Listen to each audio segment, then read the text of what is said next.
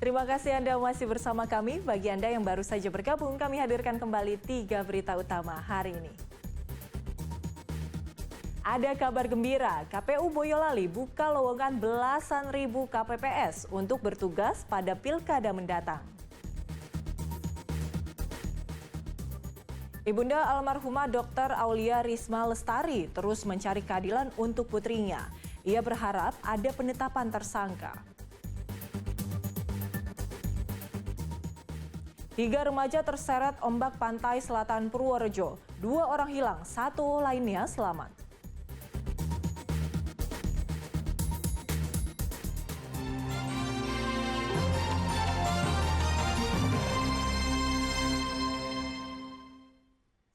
Sesosok mayat pria ditemukan di tengah sawah desa Pilangsari, Sragen.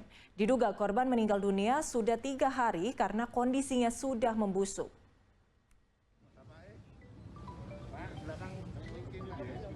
Petugas gabungan dari TNI, Polri, serta warga evakuasi sesosok pria yang ditemukan meninggal dunia di area persawahan. Korban pertama kali ditemukan oleh pemilik sawah. Saat itu pemilik sawah hendak mengairi lahan miliknya. Namun saat berkeliling, ia menemukan sesosok mayat yang sudah mengeluarkan aroma tak sedap. Diperkirakan korban meninggal dunia sudah 3 hari. Kejadian ini kemudian dilaporkan ke polisi. Dari hasil pemeriksaan luar tidak ditemukan bekas tindak kekerasan. Pada saat yang punya sawah, Pak Pardi, berniat mengaliri sawahnya. Nah, setelah dicek muter-muter di persawahannya, akhirnya ditemukan mayat. Nah, setelah itu Pak Pardi istilahnya minta tolong kepada warga sekitar dan akhirnya melaporkan kepada Polsek Ngerampa. Belakangan diketahui korban bernama Sutrisno, warga Mageru, Sragen. Pria berusia 48 tahun ini sebelumnya menghilang dari rumah sejak sepekan lalu. Heri Prastio melaporkan dari Sragen. Sementara di Sragen, sesosok bayi perempuan ditemukan terbungkus kain dan jaket hitam di teras rumah warga. Diduga bayi itu dibuang oleh orang tuanya yang tidak bertanggung jawab. Di rumah warga inilah, Kampung Krapyak, Sragen, sesosok bayi ditemukan di atas teras dengan kondisi terbungkus kain dan jaket hitam. Sukarti, penghuni rumah, menemukan bayi saat akan mematikan lampu warung. Saat ia berjalan menuju ke warungnya, Sukarti menemukan bungkus hitam. Karena takut, Sukarti pun melapor kepada suaminya. Setelah dicek, bungkusan itu ternyata berisi bayi mungil dengan berat 2,4 kg dan panjang 48 cm. Penemuan ini dilaporkan kepada pihak kepolisian setempat. Habis nyuci saya jemur. Habis jemur saya mau beli itu lampu warung. Lah itu tahu-tahu ada anak di sini. Lah saya tuh gini kan. Tapi yang nggak nyenggol anu tuh, terus saya takut, saya manggil suami. Saat ini bayi perempuan malang sedang dirawat di RSUD Sragen. Kondisi bayi dalam keadaan sehat dan normal. Polsek Sragen Kota mendapat laporan masyarakat bahwa ditemukan bayi berjenis perempuan di daerah Krapyak, Sragen Wetan. Kemudian untuk Polsek Karangmalang juga dari Inafis maupun Puskesmas mendatangi TKP. Kondisi bayi langsung setelah dilakukan pemeriksaan oleh medis, semuanya normal, kemudian langsung dilarikan ke rumah sakit umum. Polisi masih menyelidiki kasus ini. Mereka mengumpulkan informasi dari warga sekitar terkait adanya perempuan yang baru melahirkan untuk mengungkap identitas orang tua bayi. Heri Prastio melaporkan dari Sragen. 3 remaja terseret ombak saat sedang berenang di pantai selatan Purworejo. 2 orang hilang dan 1 lainnya selamat. Hingga saat ini petugas gabungan masih mencari 2 jasad yang hilang.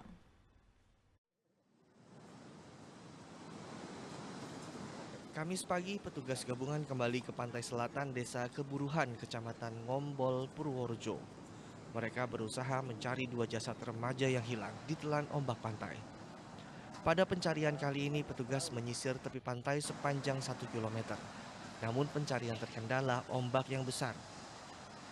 Pencarian ini belum membuahkan hasil. 2 jasad korban belum ditemukan.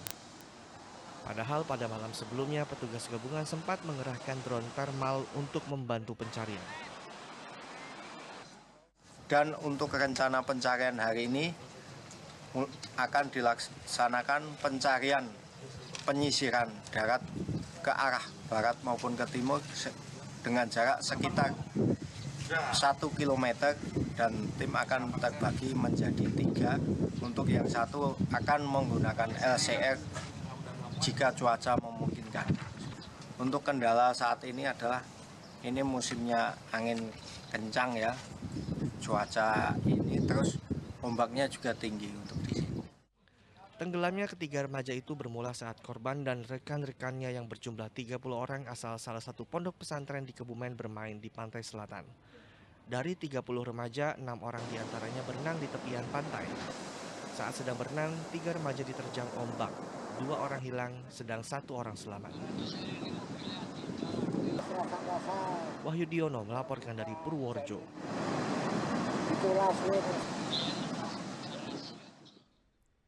Tangis ibunda almarhumah Dr. Aulia Risma Lestari tak terbendung dalam mencari keadilan untuk buah hatinya. Melalui kuasa hukum, pihak keluarga berharap kasus kematian Aulia temui titik terang dengan adanya penetapan tersangka.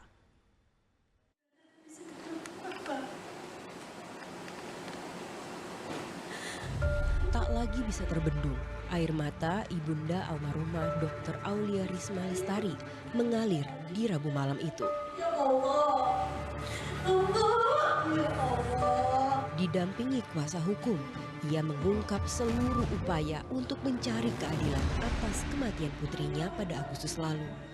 Keluarga korban meyakini kematian Aulia tidak lepas dari perundungan yang ia alami selama menjalani program pendidikan dokter spesialis di Universitas Diponegoro. Bahkan kini, Nusmatun Malinah berjuang sendiri sebab sang suami meninggal dunia menyusul sang buah hati. Salah satu bukti atas dugaan perundungan anaknya adalah laporan rekening koran milik korban. Ibunda almarhumah mengatakan setiap bulan ia mengirimkan uang yang jumlahnya tak sedikit. Mengalirnya dana dari saya selaku ibunya membayarkan kepada almarhumah, mengirimkan kepada almarhumah. Kemudian almarhumah lainnya semua itu ada semua di rekening koran. Nah, di rekening koran sudah saya sampaikan ke kalau saya laporan. Izin itu ditransfernya setiap bulan ya Bu ya? Atau tiap berapa? Setiap bulan ya, setiap bulan. Meski uang yang dikirimkan belum dipastikan peruntukannya, kuasa hukum korban menilai hal itu bisa ditelusuri karena nilainya mencapai 225 juta rupiah. Pihaknya meyakini seharusnya ada tersangka yang bisa ditetapkan. Apalagi PPDS yang dijalankan seharusnya di bawah pengawasan kepala program studi dan sesuai dengan kurikulum yang dibuat. Maka Kapolri itu bisa juga dijadikan tersangka karena pembiaran. Karena dia yang seharusnya bertanggung jawab. Nah, perlu saya luruskan di sini. Seringkali kan disebutkan Kemenkes. Kemenkes itu hanya menyediakan wadah untuk mereka melakukan pendidikan.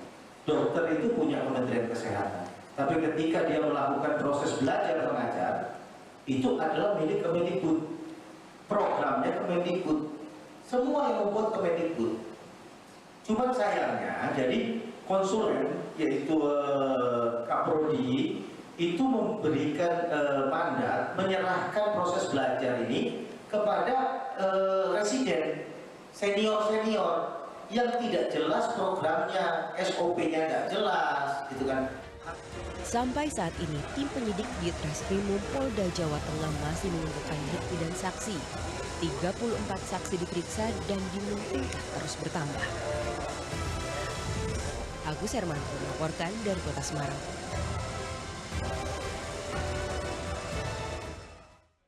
3 bulan mengalami kekeringan, Desa Bojong di Boyolali jarang terima bantuan air bersih. Sekalinya bantuan air datang dari relawan ataupun komunitas, warga langsung berbondong-bondong membawa jerigen dan ember. Layaknya oase di tengah savana, begitulah kondisi saat bantuan air datang ke Dukuh Bogor Kopen, Desa Bojong, Kecamatan Wonosegoro, Boyolali. Warga mendatangi titik pembagian air bersih dengan membawa jerigen dan ember. Meski harus berjalan kaki, warga tak mengeluh sebab mereka benar-benar membutuhkan air untuk mencukupi kebutuhan harian. Saat musim kemarau tiba, Dukuh Bogor Kopen selalu mengalami kekeringan. Meski kekurangan air, warga tak membeli tetapi mencari air hingga ke sumbernya yang jaraknya 3 km. Sekitar ya 3 bulanan lah. 3 bulan. Kalau warga kesulitan air bersih carinya di mana, Bu? Biasanya ya di hutan. Jauh nggak, Bu, carinya? Ya sekitarnya ada 3 kiloan. Habisnya minimal ya 3 hari. 3 hari. Habis terus dapat bantuan lagi. Iya, bantuan lagi. Nanti sekitar 2 hari, 3 hari sambung lagi. Gitu. Kepala Dusun 2 Bogor Kopen mengatakan sudah 3 bulan lamanya warga kesulitan air bersih. Namun mereka baru 5 kali menerima bantuan, itu pun dari komunitas bukan dari pemerintah. Padahal kebutuhan air sangat vital bagi warga. Kemudian kedepannya nanti warga mohon dengan sangat dari pemerintah setempat ataupun instansi terkait, karena wilayah kami wilayah kekeringan, Pak, mohon dengan sangat bantuan supaya bisa tidak kekurangan air lagi. Jarangnya ada bantuan membuat siapapun yang membawa air bersih pasti disambut dengan antusias tinggi.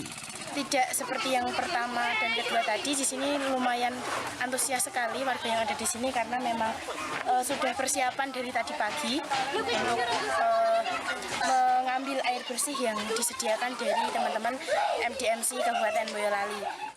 Warga berharap pemerintah bisa membuatkan sumur atau jaringan air bersih sehingga saat musim kemarau tiba mereka tak kesulitan air dan bisa mencukupi kebutuhan sehari-hari. Yulianto melaporkan dari Boyolali.